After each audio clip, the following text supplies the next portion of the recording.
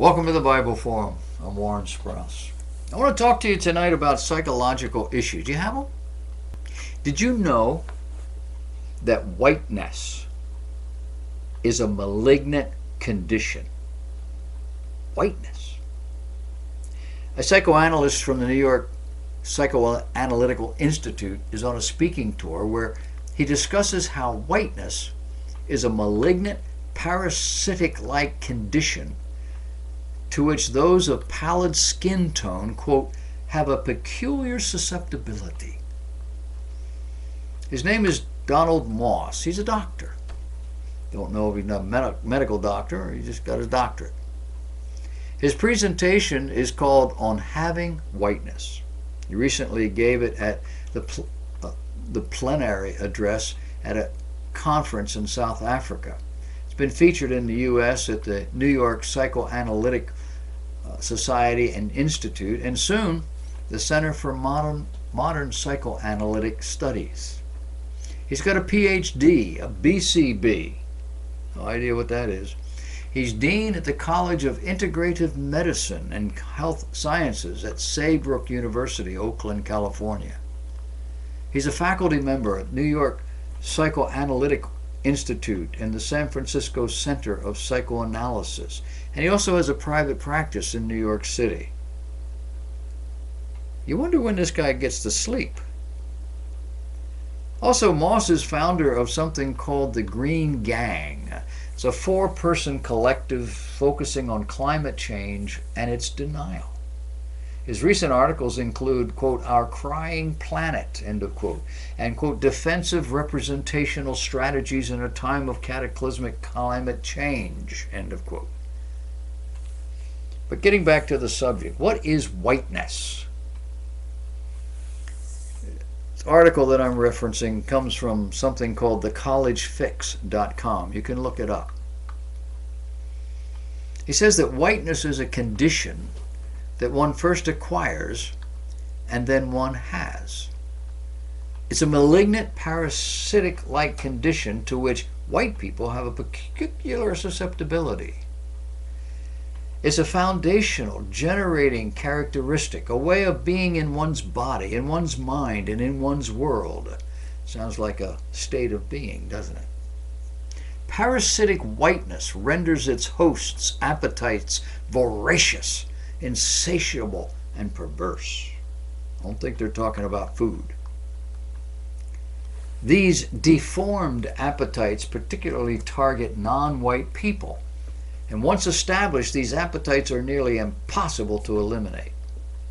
Effective treatment requires a combination of psychological and social historical interventions, I want to say hysterical, which can reasonably aim only to reshape whiteness, the whiteness's infiltrated appetites, in order to reduce their intensities, to redistribute their aims, and to occasionally turn those aims toward the work of reparation. Note the word occasionally. When remembered and represented, the ravages caused by the chronic condition can function either as a warning that says, never again, not going to do this, or as a temptation, great again, put off, put on. Memorialization alone, therefore, is no guarantee against regression. There is not yet a permanent cure.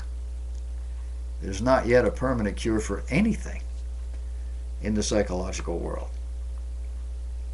Can you imagine spending your entire life learning about researching, teaching, writing, and being remembered as the person who studied, defined, wrote about, and taught on the subject of whiteness, without ever once suggesting a cure? Can people of color contract whiteness? And if the answer is no, then apparently we're born with it. Do we contract it like a disease? Or do we simply acquire it like a skill?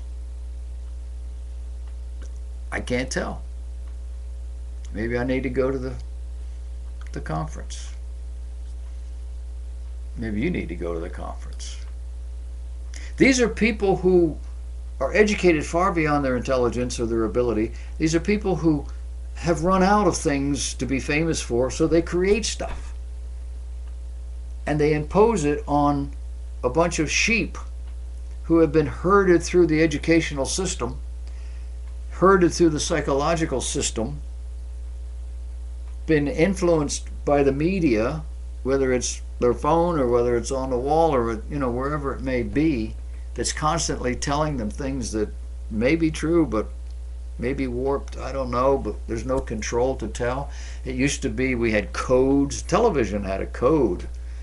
You could not do certain things. You had to make sure, because we were dealing with a whole world of people, young and old, with all kinds of issues. We had to be careful. You can't just go out and now we have just thrown caution to the wind. We've opened the doors and we've thrown everything out there online. Little kids watching things they're not equipped to handle. Adults watching things they're not equipped to handle. Movies and other formats suggesting things of the paranormal or otherworldly or demonic, things that are just imagination, because you can't quantify it. You just imagine this is what it must be, or what you had a dream about, or what this will use to scare people to death. It feeds the psychological community.